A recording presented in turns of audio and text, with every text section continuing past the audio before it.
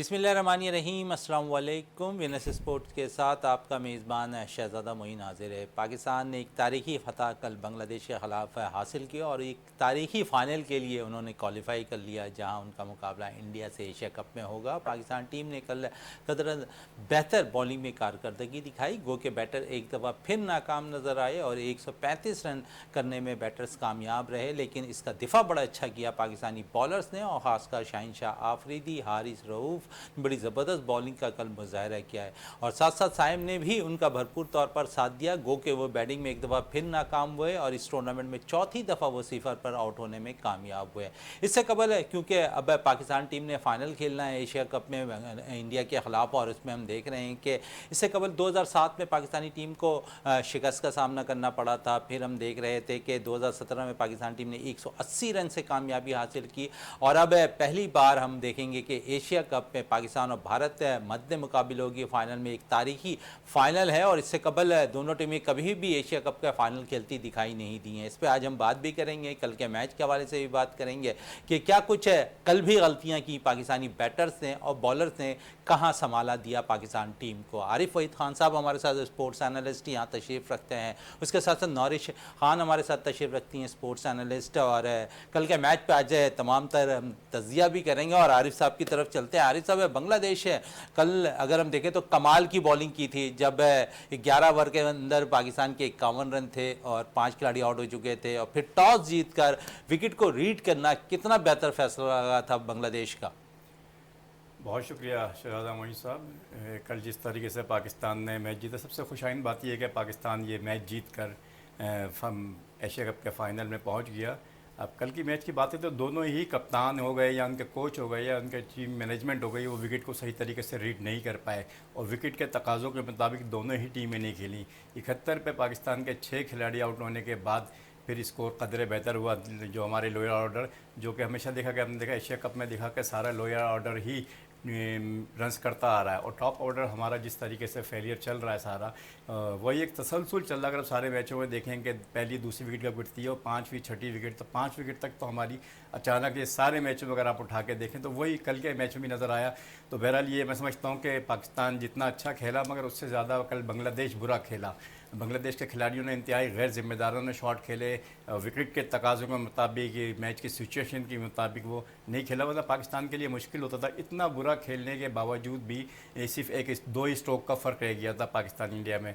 तो बहरहाल ये कि खुशाइन बात यह है कि पाकिस्तान फ़ाइनल में पहुंच गया, और 41 साल तारीख़ के अंदर कभी पाकिस्तान और इंडिया आमने सामने नहीं हुए एशिया कप में। तो एक अच्छा मैच फाइनल होने जा रहा है, एक अच्छा फाइनल होने जा रहा है और एशिया कप के अंदर जहां पाकिस्तान मध्य मुकाबिल होगी इंडिया के खिलाफ। नौरिशान ने आपसे बात करूं कल के मैच पे, और कल भी हम बात कर रहे थे जब टॉस के ऊपर, तो टॉस बड़ा इंपॉर्टेंट रोल अदा करेगा, और कल हमने देखा कि टॉस इंपॉर्टेंट रोल अदा तो कर गया, लेकिन पाकिस्तानी बॉलर्स ने कमाल की बॉलिंग की। बिल्कुल एक्सेप्शन बॉलिंग की थी। जैसे हम पिछले शोज़ में बैठ के इसी प्लेटफॉर्म पे डिस्कस कर रहे थे कि शाहीन का अर्ली ब्रेक थ्रू बड़ा इंपॉर्टेंट है पाकिस्तान के लिए, तो मुझे बड़ी खुशी है कि कल पाकिस्तान के लिए शाहीन का अर्ली ब्रेक थ्रू भी आ गया और राइट टाइम पे आया और शाहीन काफ़ी अपनी फॉर्म में नज़र आए, वही वाली फॉर्म में जो नज़र आए थे। एक जो चीज़ काफ़ी ज़्यादा हाईलाइट की जा रही है कल से, वो ये कि वो एक पॉइंट बड़ा हाईलाइट किया जा रहा है, वो क्लिप आ रहा है कि जिसमें माइक हसन जो है वो ग्राउंड में उतर के आए थे और उन्होंने शाहीन को, जब शाहीन काफ़ी ज़्यादा एक्सपेंसिव आखिरी के ओवर्स की तरफ उनकी बॉलिंग वैसी नहीं हो पा रही थी, तो माइक हसन जो है वो ग्राउंड में उतरे थे और उन्होंने इशारा किया था कि स्लोअर वन जो है आप कराओ, और शाहीन ने वही स्लोअर वन डाली थी और उससे विकेट आई थी और अपने कोच को उन्होंने वो विकेट डेडिकेट की थी।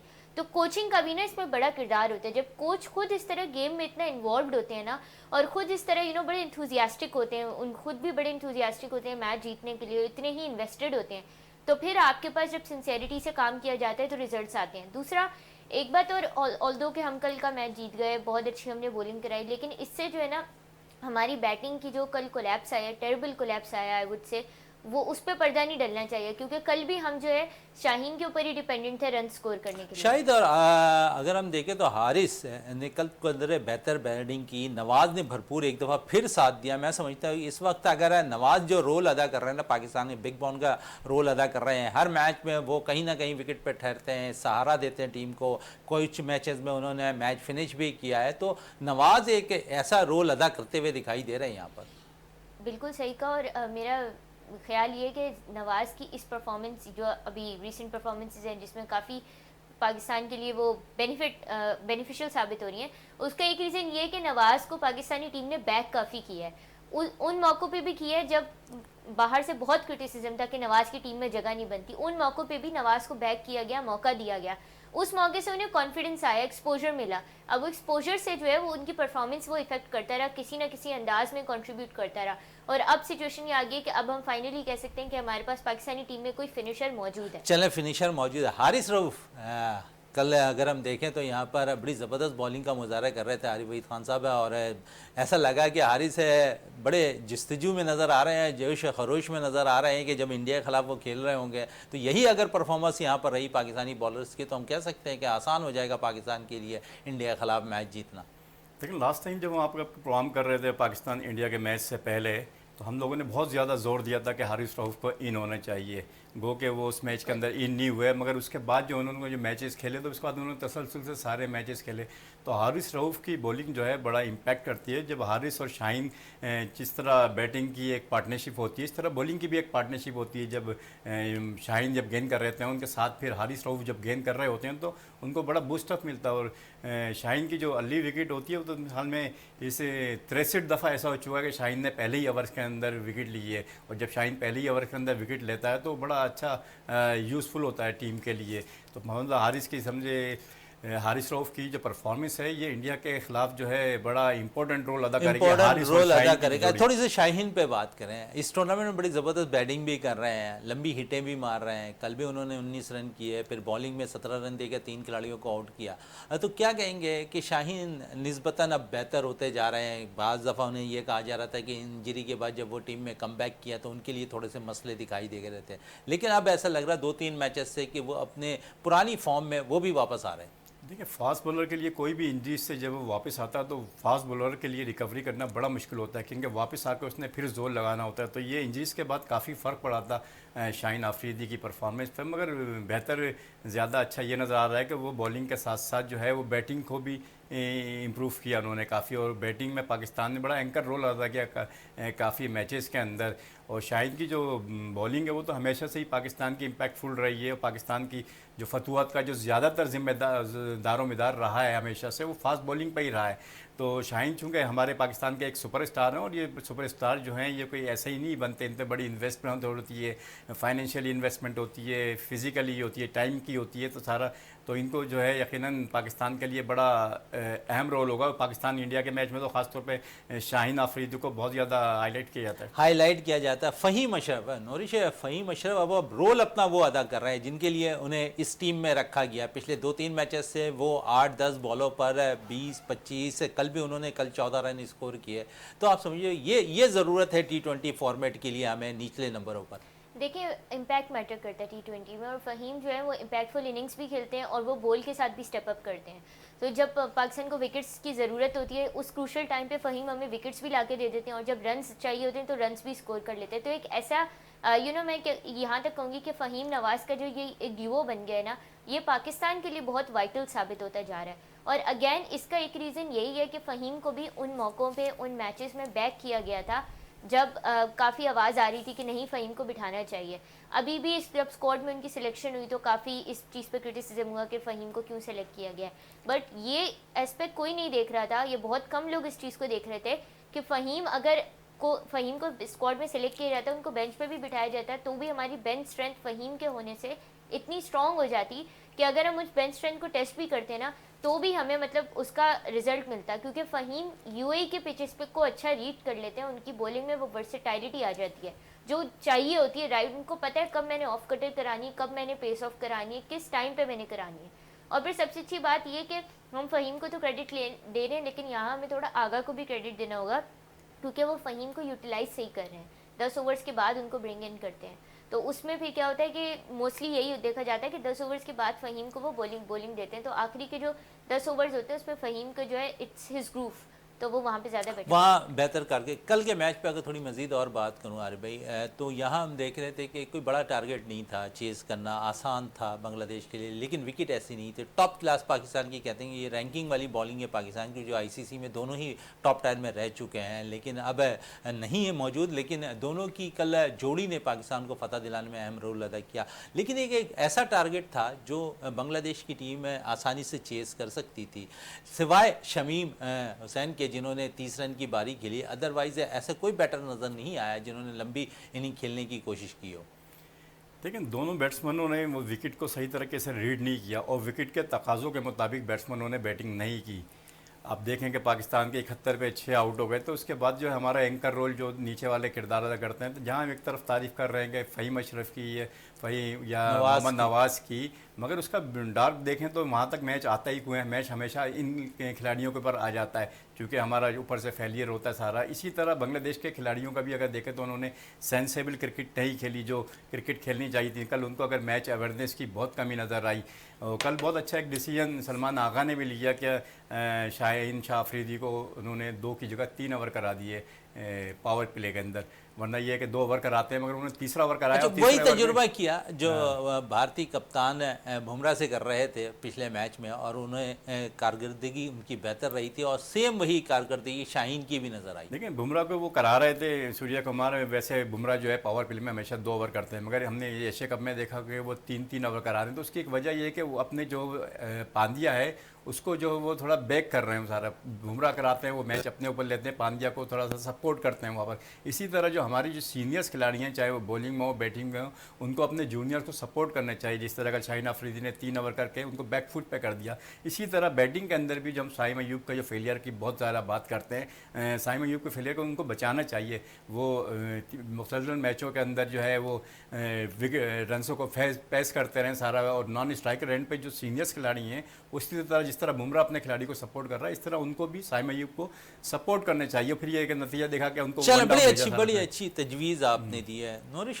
जिस तरह ये कह रहे हैं कि साइम अगर आते ही वो हिट लगाते हैं, लेकिन अब उन्हें थोड़ी सी सपोर्ट विकेट पे ठहरने की ज़रूरत है। सामने खड़े हुए फ़खर क्योंकि सीनियर होते हैं, उनके साथ साहबजादा डोमेस्टिक में सीनियर उनसे हैं, तो यहाँ थोड़ा सा सपोर्ट अगर साइम को मिल जाए कि वो सिंगल डबल्स पे चले जाएँ और दोनों बैटर्स जो हैं इनमें से कोई भी हार्ड हिटिंग करता दिखाई दे, तो वो बेहतर, बड़ी अच्छी तजवीज़ यहाँ पर दी है आरिफ वहीद खान साहब ने। अगर ये चीज़ वो कर ले पाकिस्तानी टीम के लिए थोड़ा सा बेहतर होगा। बिल्कुल। और ये बात अच्छा नूरी, इस पे वापस ज़रूर आएंगे, लेकिन इस सवाल पे इस वक्त मुझे लेकिन ब्रेक के लिए कहा जा रहा है। ब्रेक से जब वापस आते हैं तो गुफ्तगू को मज़ीद जारी रखते हैं।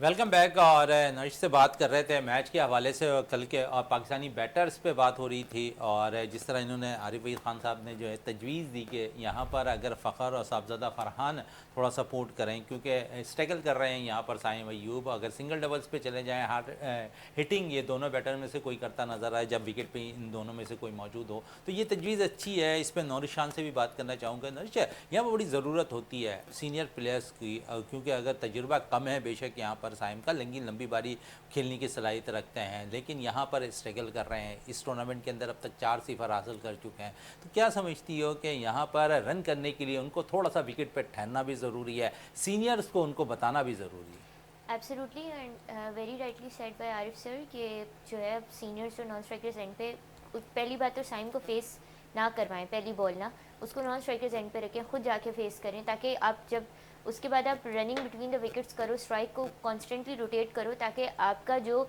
एक तो आप जो अगले पे प्रेशर बिल्ड करते हो, मोमेंटम बिल्डअप करते हो, वो कंटिन्यू रहे और आप उसे कैरी फॉरवर्ड करो।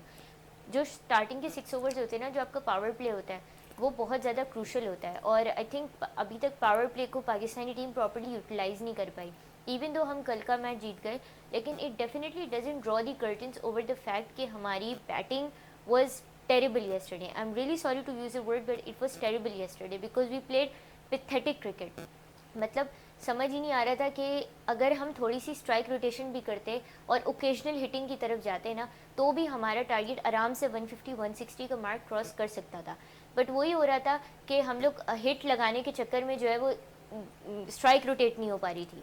तो ये इन्होंने बहुत अच्छी बात कही है कि एक जो सीनियर प्लेयर हैं वो एंकर करें, और जैसे साइम है, साइम अब बनस्बत जैसे आपने साहिबजादा फरहान का बताया कि डोमेस्टिक में साहिबजादा फरहान का ज़्यादा एक्सपीरियंस है साइम से, और फ़खर तो ऑफकोर्स सीनियर है साइम से, काफ़ी सीनियर है, तो उनको चाहिए कि साइम को सपोर्ट करें। ऑफकोर्स ये बहुत ज़्यादा क्रूशल होता है, क्योंकि इससे साइम को भी एक एक एश्योरेंस मिलेगी कि I have someone who is banking me up. तो फिर उससे वो फुल जब उनको एश्योरेंस मिलेगी तो वो कंफर्टेबल होके फिर वो अपने ग्रूव में आके फुल परफॉर्म करेंगे।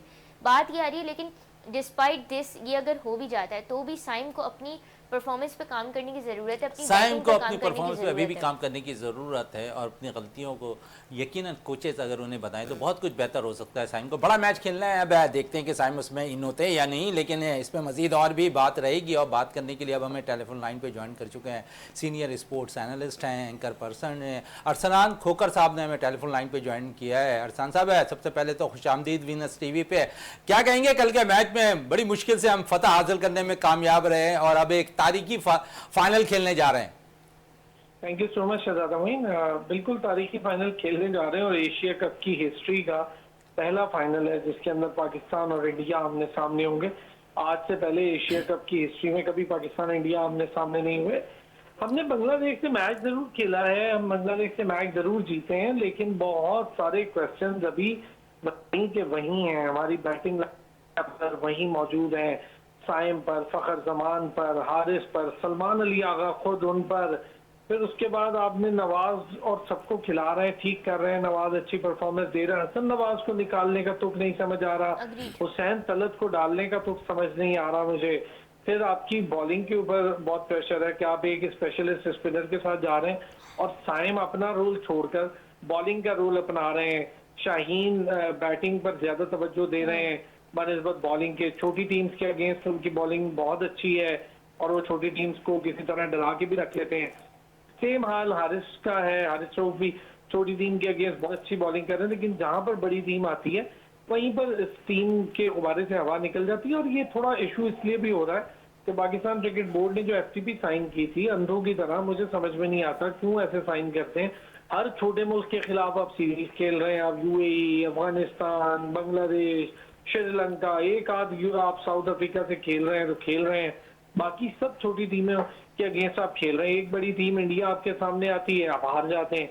एक बड़ी टीम ऑस्ट्रेलिया आपके सामने सालों बाद एक बार आती है, आप हार जाते हैं। एक बार आपके सामने इंग्लैंड आती है, आप हार जाते हैं।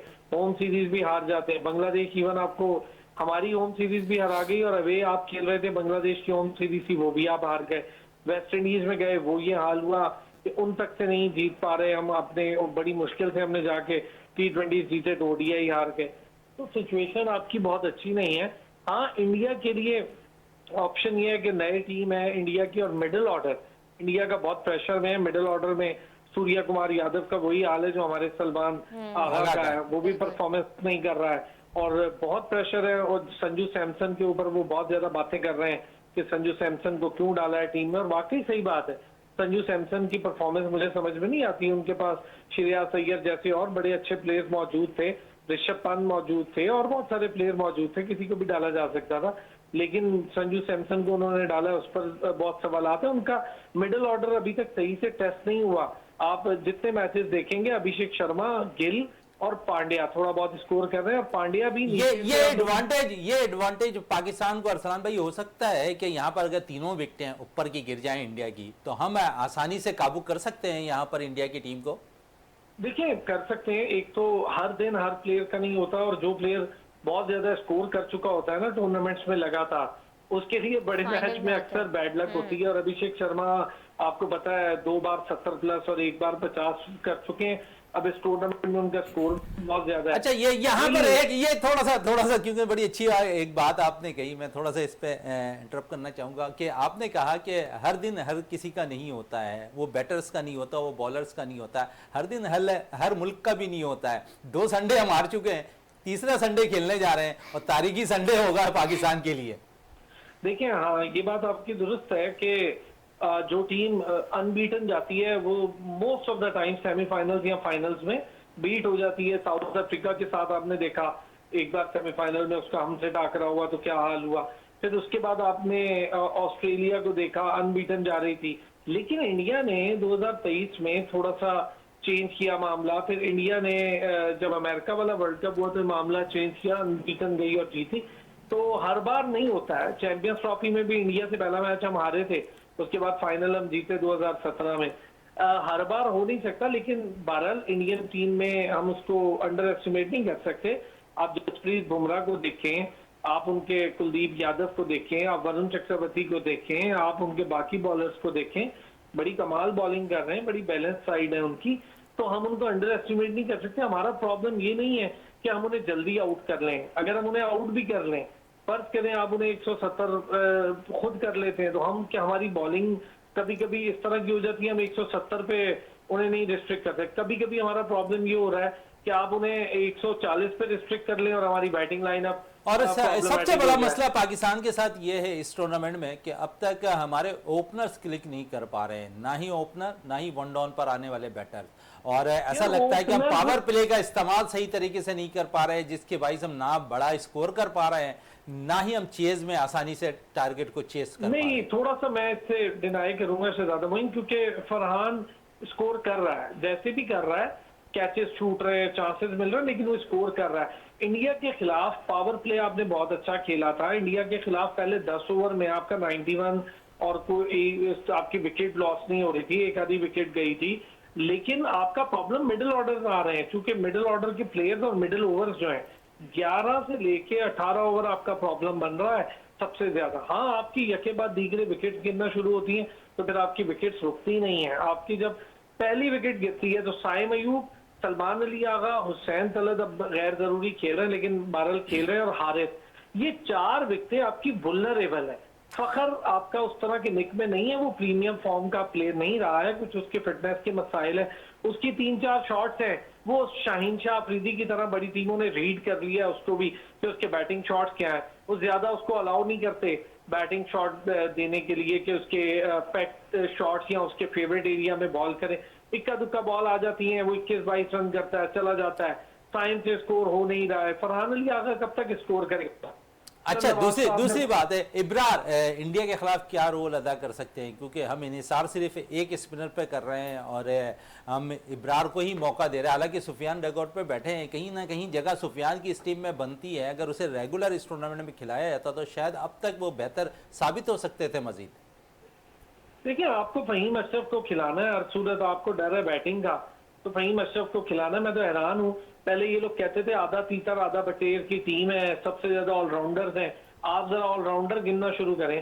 साइम अयूब ऑलराउंडर, और हारिस आपका विकेट कीपर बैटर ऑलराउंडर गर्दानते हैं, Salman Ali Agha allrounder, Hussain Talat allrounder, Faheem Ashraf allrounder, Nawaz allrounder. अच्छा, ऑलराउंडर पे बात मजीद करेंगे इस पे ना अरसलान खोकर साहब, लेकिन मुझे इस वक्त ब्रेक के लिए कहा जा रहा है। ब्रेक से जब वापस आएंगे तो गुफ्तगू को मजीद जारी भी रखेंगे। आप हमारे साथ ही रहिए। हमारे दोनों मेहमान भी यहाँ मौजूद हैं स्टूडियो पे। नौरिश खान हमारे साथ हैं, आरिफ वहीद खान साहब हमारे साथ यहाँ मौजूद हैं। तो ब्रेक पे चलते हैं। ब्रेक से जब वापस आएंगे तो ऑलराउंडर पे जरूर बात करेंगे।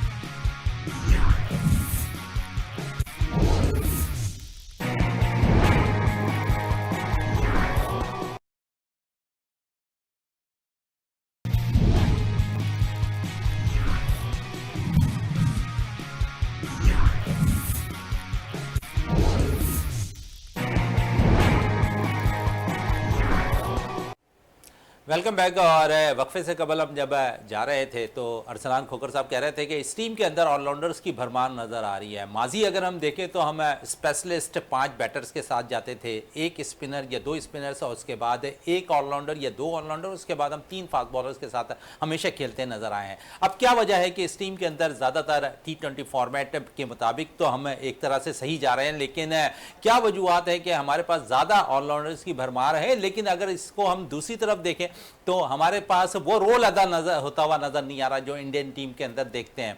इंडियन टीम के अंदर अगर उनके बॉलिंग ऑलराउंडर हैं तो जब वो बॉल करने आते हैं तो ऐसा लगता है कि वो परफेक्ट बॉलर हैं, जब बैटर उनकी बैटिंग कर रहे होते हैं तो ऐसा लगता है कि परफेक्ट बैटर्स हैं वो। ये फर्क है दोनों टीमों के अंदर, और इस पर मैं जरूर अरसलान खोखर साहब से बात करूंगा। अरसलान साहब, ये फर्क आपको नजर आया है दोनों टीमों के अंदर? क्यों नहीं आया भाई, इंडिया इसीलिए दुनिया की बेहतरीन टीमों में से एक टीम है। उसकी वजह है उनका डोमेस्टिक सर्किट। जरा आप जाके देखें उनके जो 3 टीयर्स की डोमेस्टिक सर्किट है, कहते तो हमारी जो A+ कायदे-ए-आज़म ट्रॉफी है उससे बेहतर है। आपने कायदे-ए-आज़म ट्रॉफी में क्या किया, दोबारा से रूल चेंज कर दिए, दोबारा से कराची को डालना था, प्रेशर आया, कराची को फिर डाल दिया आपने कायदे-ए-आज़म ट्रॉफी में। बाबर आजम को साउथ अफ्रीका के लिए कॉल बैक किया जा रहा है, और ये मैं आपको बता रहा हूँ बाबर आजम साउथ अफ्रीका के अगेंस्ट सीरीज में होंगे। भाई उसको जाके एक सीजन फिर खेलने देना कायदे-ए-आज़म ट्रॉफी, एक बार उसको अपनी गलतियां और जो आप उसको कहते हैं कि इम्प्रोवाइजेशन उसको करने दें उसको, लेकिन नहीं, उसको आपने डर के मारे वापस बुलाना है क्योंकि आपने बहुत बुरी सीरीज हार रही है। क्विंटन डी कॉक ने अपनी रिटायरमेंट वापस ले ली, आपको पहले डर पड़े हुए, तो आप उसको डोमेस्टिक भी नहीं खेलने दे रहे, फिर आप कहते हैं वो डोमेस्टिक क्यों नहीं खेलता। खुद आप इंश्योर नहीं करते कि आपके 2018 और 2017 ये लास्ट एरा है जब इन्होंने 4 डे खेली थी। शाहीन, बाबर, रिजवान, हारिस को छोड़ दें, इन सारे लोगों ने ये लास्ट 7 ईयर्स हो चुके हैं अब तक जी। और ये डोमेस्टिक जो कहते हैं ये सिर्फ वनडे कप खेल लेते हैं या T20 जो टूर्नामेंट होता है वो खेल लेते हैं, उसको ये लोग A लिस्ट में गर्दान के कहते हैं देखें जी हम तो खेल रहे हैं डोमेस्टिक। भाई कायदे-ए-आज़म ट्रॉफी 4 डे है। रणजी ट्रॉफी के सारे प्लेयर्स को आप जरा देखें, वहां पर टॉपेस्ट प्लेयर है सरफराज, उसकी जगह नहीं बन पा रही इंडिया के अगले टूर के लिए, और अगला टूर है वेस्ट इंडीज का, उसकी जगह नहीं बन पा रही वहां पर। आप अंदाजा करें सरफराज जैसे टॉप टैलेंट का वहां कितना बड़ा टैलेंट होगा। विराट कोहली, रोहित शर्मा चले गए, किसी को फर्क नहीं पड़ा। ऑस्ट्रेलिया पैट कमिंस जैसे बॉलर को पानी पिलाने पे रख देती है, जो उनके कैप्टन और विनर बॉलर है, वर्ल्ड कप विनर बॉलर है, उनको कोई फर्क नहीं पड़ता।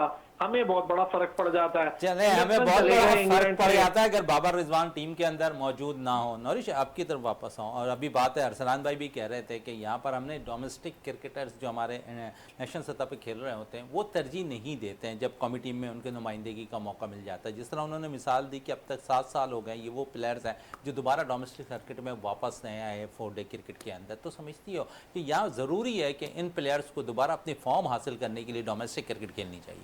देखिए, इन्होंने बहुत अच्छी बात की है और बिल्कुल ऑन पॉइंट इन्होंने बात ये कही है कि डोमेस्टिक सर्किट हमारा इतना स्ट्रांग नहीं है। मैं आपको एक छोटी सी एग्जांपल देती हूँ। अभी हमें अभिषेक शर्मा बहुत बड़ा जायंट इंडिया की तरफ से बैटर लग रहे हैं, जो कि वो हैं। उनके पास मतलब अभी रिसेंटली जो मैच हुए पाकिस्तान के अगेंस्ट, 5 टाइप्स के उनके पास शॉट्स थे और उन्हें हर टाइप का शॉट राइट मोमेंट पे एग्जीक्यूट किया है। अभिषेक शर्मा यहाँ तक पहुँचे हैं, लेकिन मुझे अफसोस ही होता है कि जब मैं हिस्ट्री उठा के देखती हूँ तो हमारे पास काफ़ी ऐसे बैटर्स हैं जो आज हमारे अभिषेक शर्मा बने होते हैं। उनमें से एक हमारे पास जो बैटर है अली ज़रियाब। अली ज़रियाब ने 2017 में अपना डेब्यू किया था लाहौर ब्लूज़ की तरफ से, और अभिषेक शर्मा ने भी 2017 में अपना डेब्यू किया है। उसके बाद से अब तक अभिषेक शर्मा ने 151 T20 मैचेस खेले हैं, जिसमें से 22 T20 मैचेस उन्होंने इंटरनेशनल खेले हैं। और आप मुझे बता दें अली ज़रियाब ने कितने हमारी तरफ से इंटरनेशनल T20 मैचेस खेले हैं। तो ये डिफरेंस ना बहुत सिग्निफिकेंट है, और जब तक हम अपने इस डोमेस्टिक और इंटरनेशनल लेवल के डिफरेंस को कम नहीं करेंगे तब तक हमारे पास अभिषेक शर्मा जैसा टैलेंट नहीं आ सकता। इसके अलावा हम अभी बात कर रहे थे तो मुझे तो अफसोस इस बात का होता है कि कोई एक ऐसा प्लेयर नहीं है हमारी टीम में जो अभी करंट टीम में जो राउंड द विकेट खेले। फ़खर जमान है, ठीक है, उनके पास पावर हिटिंग एबिलिटी है, अच्छी यूनिवर्सिटैलिटी है, शॉट सिलेक्शन है, लेकिन आप इस एशिया कप में अगर थोड़ा देखें तो वो एक टाइप के शॉट पे आउट हो रहे हैं और वो लॉन्ग ऑन की तरफ मार रहे हैं, तो वो उस पर आउट हो रहे हैं। ज़्यादातर वो शॉट्स अपने लेग साइड की तरफ खेलते हैं। कल का मैच हुआ बांग्लादेश के अगेंस्ट, मुझे ये समझ नहीं आ रहा था long off, long on, point, extra cover, ये पोजीशंस थी जो हमारे बैटर्स को सिर्फ लग रहा था कि यही पोजीशंस पता हैं पूरे ग्राउंड में। उसके अलावा आपके पास फाइन लेग था, थर्ड मैन था, ये मिड विकेट था, स्क्वायर लेग था जिसको आप टारगेट कर सकते थे, नहीं किया। मतलब हमें ये दिख ही नहीं रहा था कि सिचुएशनल अवेयरनेस जीरो दिख रही थी। कोई एक ऐसा बैटर नहीं है जो सूर्य कुमार यादव की तरह राउंड द विकेट खेल सके या अभिषेक शर्मा की तरह सिचुएशन अवेयरनेस माइंड में रख के round the wicket proper versatility ले सके, रिस्क ले सके ना वो शॉट के, और मतलब जज कर सके कि कहाँ गैप है मैं उसमें मारूं। चले कहाँ गैप है आरिफ भाई साहब, क्योंकि इस वक्त थोड़ी सी बातें कराची की टीम के हवाले से भी हो रही है कि दोनों टीमें कराची के हवाले से कायद-ए-आज़म ट्रॉफी में शामिल हो रही हैं, क्योंकि आप मैनेजर की हैसियत से भी काम करते रहे हैं कराची ब्लूज़ कराची वाइट्स की। क्या कहेंगे, ये एक इजाफा खुशाइन चीज़ है या फिर आप समझते हैं कि एक प्रेशर पर यहाँ पर शामिल किया गया? देखिए, वो प्रेशर पे शामिल किया गया या इनकी पॉलिसी इन्होंने चेंज की यहाँ पर, मगर ये वैसे खुशाइन चीज़ है कि कराची के क्रिकेट को और कराची के साथ साथ लाहौर को भी एडवांटेज मिला कि कराची और लाहौर की क्रिकेट जो है अब कायद-ए-आज़म ट्रॉफी के अंदर आएगी। और मैं हमेशा से कहता हूँ कि अगर पाकिस्तान की क्रिकेट को बेहतर करना है तो कराची और लाहौर की क्रिकेट को बेहतर करना पड़ेगा। कराची और लाहौर की क्रिकेट जो इतनी ज़्यादा जो डिक्लाइंड हुई है, इसकी बहुत सारी वजूहत हैं। उन वजूहत पर काम करना यहाँ की मैनेजमेंट का काम है, उसमें सिस्टम भी आता है। जिस तरह असलम साहब कह रहे थे कि हमारा जो फर्स्ट क्लास का सिस्टम है, फर्स्ट क्लास के सिस्टम से पहले आता है grass root level, grass root level में आते क्लब लेवल, क्लब क्रिकेट को स्कूल क्रिकेट है हमारी जो कॉलेज क्रिकेट का जो पहले होता था, ये रेवोल्यूशनरी आपको चेंज करना पड़ेगा। और ना सिर्फ यही है कि क्रिकेट के म्यार को हम अगर फर्स्ट क्लास क्रिकेट में जाते हैं, हम कहते हैं कि फर्स्ट क्लास क्रिकेट को इंपॉर्टेंस दें, उनको रिस्पेक्ट दें, मगर उसकी क्वालिटी भी चेक करना पड़ेगी। हमारे आप ये सारे चले जाएंगे फर्स्ट क्लास में खेलेंगे और फिर रनों के ढेर लगा देंगे, मगर वही रनों के ढेर लगाने वाले जब इंटरनेशनल क्रिकेट में जब कम्पीट करते हैं तो वहाँ पर वो फेल हो जाते हैं। इसकी वजह यही है कि हमारा जो डोमेस्टिक क्रिकेट का जो इसका जो स्ट्रक्चर है या उसकी क्वालिटी है और इंटरनेशनल क्वालिटी है, उसके अंदर स्टैंडर्ड दिन ब दिन बढ़ता जा रहा है। अब हमें ये बल्कि एक्सेप्ट करना पड़ेगा और ये एक यूनिवर्सल ट्रूथ है कि पाकिस्तान जो है अब कैटेगरीज चेंज हो गई हैं। अब एक कैटेगरीज के अंदर ऑस्ट्रेलिया आती है, इंग्लैंड आती है, साउथ अफ्रीका, न्यूजीलैंड, इंडिया की ये टीमें आती हैं। अब पाकिस्तान जो है वहाँ से होते हुए बी कैटेगरी की टीम है, जहाँ पर हम कम्पीट कर रहे हैं। हम बांग्लादेश को हरा के खुश होते हैं, हम अफगानिस्तान को हरा के खुश होते हैं, अब ओमान के ख़िलाफ़ भी हम स्ट्रगल कर रहे हैं, यूएई के खिलाफ भी स्ट्रगल कर रहे हैं। तो ये जो है कल जो इंडिया और पाकिस्तान का जो फाइनल, ये बहुत सारी चीज़ें एक्सपोज करेगा कि आपकी क्रिकेट कहाँ खड़ी है, आप इस क्रिकेट को कम्पीट कर सकते हैं या नहीं कर सकते। तो ये एक है कि बहुत सारी चीज़ें जा रही हैं, चूँकि एक शॉर्ट फॉर्मेट क्रिकेट है। शॉर्ट फॉर्मेट क्रिकेट में कल पाकिस्तान को ये एडवांटेज हासिल है कि शॉर्ट फॉर्मेट क्रिकेट के अंदर एक दो खिलाड़ी की परफॉर्मेंस से वो कोई भी हो सकता है। आप देखें कि सिर्फ अभिषेक की परफॉर्मेंस चल रही है तो इंडिया कहाँ खड़ा हुआ है, बांग्लादेश में चले जाएँ तो सैफुद्दीन की परफॉर्मेंस से सिर्फ उसकी वजह से ऊपर आ रहा है। तो एक दो परफॉर्मेंस पाकिस्तान की परफॉर्मेंस भी परफॉर्मेंस पे ये फ़ख्र जमान पे कि वो भी अभिषेक शर्मा के लेवल का खिलाड़ी है, वो भी सैफुद्दीन के लेवल, बल्कि इनसे ज़्यादा सीनियर है, तो उसको अपनी सीनियरिटी शो करना पड़ेगी कल फाइनल के अंदर के मैं भी एक बड़ी इनिंग्स खेल सकता हूँ। वरना पाकिस्तान की कोई, हम जैसे माइक हसन की बात कर रहे हैं, हम बहुत बात कर रहे थे कि ऑलराउंडर्स की बात हो रही है, तो माइक हसन जो हैं वो जो शक्ल से प्रोफेसर नज़र आने वाले, वो इतना कोई बेवकूफ़ नहीं है। उन्होंने पाकिस्तान की स्किल को चेक किया है, पाकिस्तान की डोमेस्टिक क्रिकेट को चेक किया, उन्होंने पाकिस्तान की एबिलिटी को चेक किया। उन्हें पता है कि मैं किसी भी क्रिकेटर से 60-70 रन नहीं ले सकता, यहाँ पर कोई 60-70 रन करना किसी के लिए भी मुश्किल है। तो वो उन्होंने इसलिए राउंडर डाल देंगे, इसीलिए बाबर रिजवान को बाहर कर दिया। उन्होंने 20-20 रन वाले 3-4 डाल दिए ताकि ये 20-20 रन करे। तो उनका जो प्लानिंग जो है वो पाकिस्तान के क्रिकेट में, न्यूजीलैंड का भी माइंडसेट यही है, उसमें भी बहुत ज़्यादा ऑलराउंडर्स खेल रहे हैं। इसी पे आएंगे अरसलान खोकर की तरफ। अरसलान भाई, आरिफ भाई साहब कह रहे हैं, लेकिन उससे कबल मुझे ब्रेक के लिए भी कहा जा रहा है, तो ब्रेक से जब वापस आएंगे तो आपसे सवाल ज़रूर करूंगा इस हवाले से, क्योंकि बड़ी अच्छी चीज़ यहाँ पर एक और तजवीज़ दे दी है यहाँ पर आरिफ वहीद खान साहब ने। तो ब्रेक्स पे चलते हैं, ब्रेक से जब वापस आते हैं तो गुफ्तगू को मज़ीद जारी रखते हैं।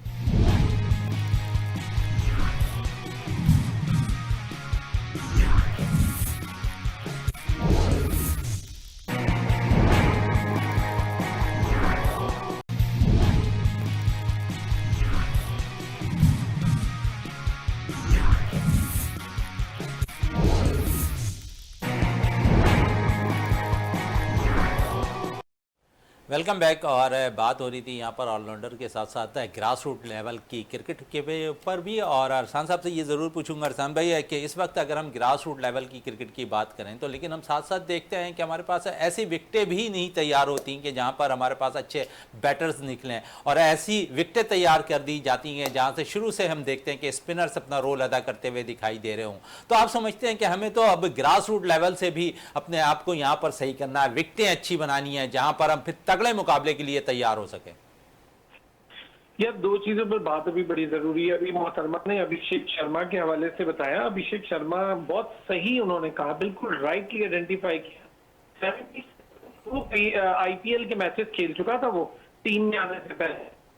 118 उसने अंडर 19 अंडर 17 के मैचेस खेले थे इंटरनेशनल लेवल और डोमेस्टिक लेवल के। वो डोमेस्टिक के जो है 33 मैचेस खेल चुका हुआ है और वो बी नहीं सी टीयर से आया था, CBA, उसने तीनों क्रॉस किए। तो फिर ऐसा ही लड़का बन के आएगा। और उनके स्ट्रक्चर ये हैं कि वहां पर रणजी ट्रॉफी के लिए जो विकेट्स बनाई जाती हैं वो इतनी ट्रिकी विकेट्स होती हैं कि वहां पर बैट्समैन को बहुत मुश्किल मौका मिलता है कि स्पिनर के आगे वो जम के खड़ा हो, इसलिए उनके स्पिनर्स अच्छे आ रहे हैं। फिर साउथ में चले जाएं तो वो ऐसी जबरदस्त पिचेस बनाते हैं कि वहां पर उनके पेसर्स को मौका मिलता है। हर बैट्समैन हर पिच पे डिफरेंट बॉलिंग कंडीशंस को ट्राई करता है। आरिफ भाई बैठे हैं, पूछें अगर मैं गलत कह रहा हूं तो पाकिस्तान में आप कज़ाफी कर लें, नेशनल स्टेडियम कर लें, फैसलाबाद की डेड पिच कर लें जिस पर डेनिस लिजी ने कहा था मेरी कबर बना दीजिएगा, या फिर आप यहाँ आ जाए पंजाब भर में इस्लामाबाद रावलपिंडी में खेल लें, एक जैसी पिचेस है, फट्टा पिचेस जिन्हें हम कहा जाता है। फट्टा पिचेस पे आप स्कोर पे स्कोर करवा रहे हैं, बॉलर के लिए मार्जिन नहीं है। मोहम्मद अब्बास जैसा क्वालिटी बॉलर यहाँ पे विकेट लेने की कोशिश करता रहता है। मैं तो खुद वो मैच पे हैरान रह गया था, वो स्टेट बैंक और PTV का जो फाइनल हुआ था लास्ट टाइम। एक तो वो रमजान में करवा दिया, ऊपर से रात में करवा दिया, ऊपर से उस दिन ठंड भी इतनी थी। शहजाद जिसको उन्होंने बाद में इस्लामाबाद यूनाइटेड से खिलाया, मुझे मोहम्मद वसीम ने खुद कहा कि यार इसको प्रमोट करें, बड़ा अच्छा बच्चा स्कोर कर रहा है। मैंने कहा वसीम भाई इस बच्चे का टैलेंट देख के मुझे बहुत शक हो रहा है कि अगर इस जैसा बच्चा 5 विकेट ले रहा है, इसका मतलब है जो गंगूली ने पाकिस्तान के खिलाफ 5 विकेट ली थी और हमने उसको अजीम बॉलर बना दिया था, ये उससे बड़ा बॉलर नहीं है भाई। और ये विकेट जो ले गया बस ले गया तुक्के में। I don't like his talent. तो उन्होंने कहा यार क्या कह रहे हो, मैंने कहा देख लीजिएगा इस्लामाबाद यूनाइटेड से खेलेगा। तो उसके बाद आप सबने देख लिया वो PSL खेला तो क्या बना। टैलेंट यहाँ पर जिस तरह आ रहा है वो हमें भी पता है जिस तरह आ रहा है। पिचेस भाई बनवाना ये सारी टीमों का काम है, डोमेस्टिक के अपने लोगों का काम है। ये खुद सारा कुछ पाकिस्तान क्रिकेट बोर्ड पे डाल देते हैं, ये सारे मेंबर्स हैं ना बोर्ड, गवर्निंग बोर्ड के, ये क्यों नहीं काम करते सारे? आरिफ भाई से पूछे ना क्यों नहीं काम करते कराची आरिफ के भाई लोग? क्या कहेंगे इस पे? जोन की जिस विकेट्स तरह- बनवाना PCB का काम है। जोन की विकेट्स तो खुद बनवा लें, क्लब की विकेट चलो क्लब वाले खुद बनवा लेंगे, जोन की विकेट तो कुछ काम कर लें, कुछ रीजनल में काम कर लें। ये सब तो एसोसिएशन का काम है ना। तो फिर अगर एसोसिएशन खुद नहीं कर रही तो आप खाली PCB पे डाल के सो थोड़ी सकते हैं। बिल्कुल अरसान भाई रहिएगा, आरिफ भाई से इसी चीज का जवाब लेते हैं। जी आरिफ साहब।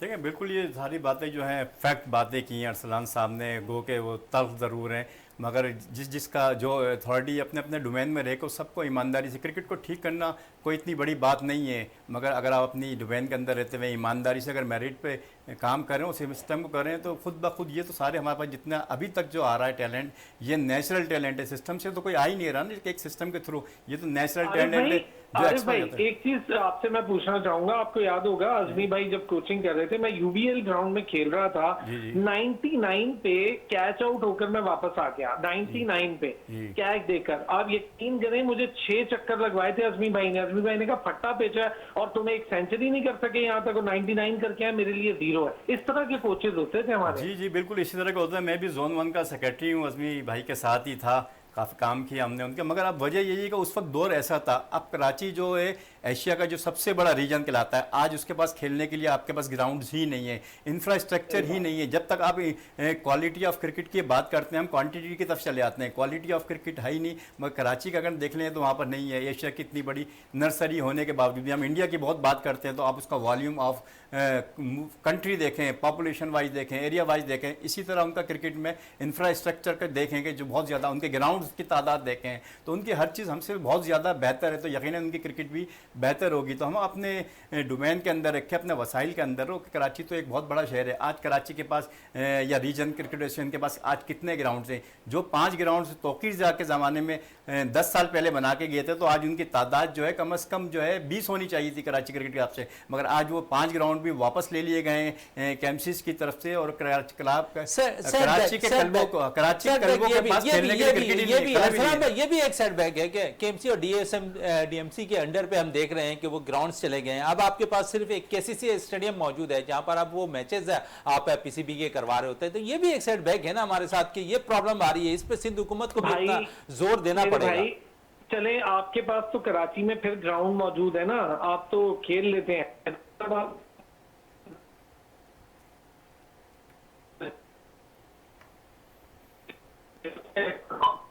हर चीज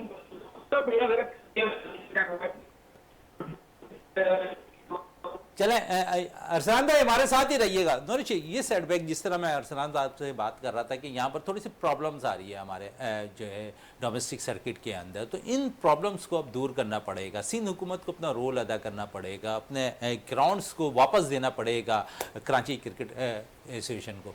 ग्राउंड्स की भी बात है। दूसरा मैं यहाँ पे एक बात और कहना चाहूँगी जिसका आई डोंट थिंक कि इतना ज़्यादा एम्फेसिस उस पर दिया जाता है, वो ये कि देखें दुनिया भर में जो भी क्रिकेट बोर्ड्स होते हैं ना वो ऑटोनमस होते हैं। उनका मतलब डायरेक्ट इन्फ्लुएंस नहीं होता कि जो भी पार्टी या जो भी गवर्नमेंट उस मुल्क में हो, वो जो बोर्ड्स होते हैं उनके चेयरमैन भी ऑटोनमस होते हैं और वो पूरी मतलब ऑटोनमिक बॉडी होती है। अनफॉर्चुनेटली पाकिस्तान में डिफरेंटली चलती हैं चीज़ें। पाकिस्तान में जैसे कोई भी हुकूमत जाती है तो चेयरमैन भी उसके साथ चेंज हो जाता है, तो इससे ना बड़ी इंस्टेबिलिटी आ जाती है चेयरमैनशिप में।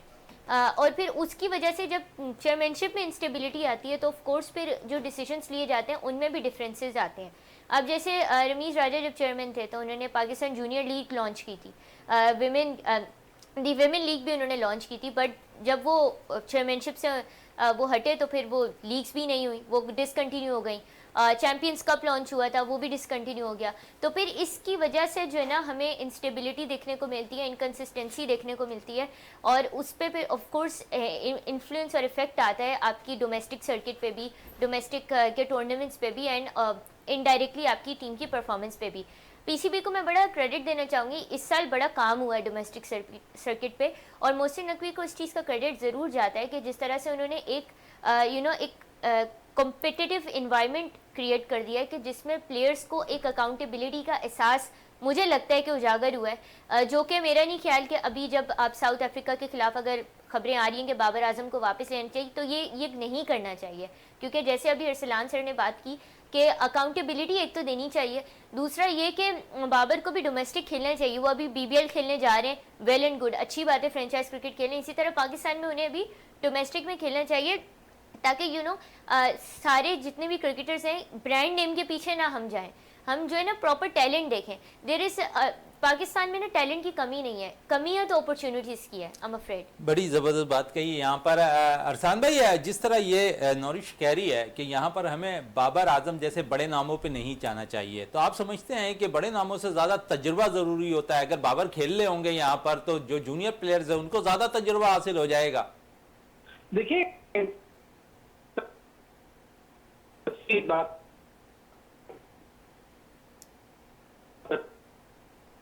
अरसान भाई आपकी आवाज हम तक सही मौसूल नहीं हो रही है, और साथ साथ आ रही है? जी आ रही है, आप बताएं। अब आवाज आ रही है? जी मैं कह रहा हूँ कि नूरिश ने बिल्कुल ठीक बात आइडेंटिफाई की है कि यहाँ पर चेयरमैन पीसीबी जो है वो हुकूमत की मर्जी से आ जाते हैं, लेकिन बहरहाल बड़े अरसे बाद मोहसिन नकवी साहब एक एम्पावर्ड चेयरमैन पीसीबी के तौर पर आए सामने, और उम्मीद है कि काम कर रहे हैं, इसीलिए वो खामोशी थे।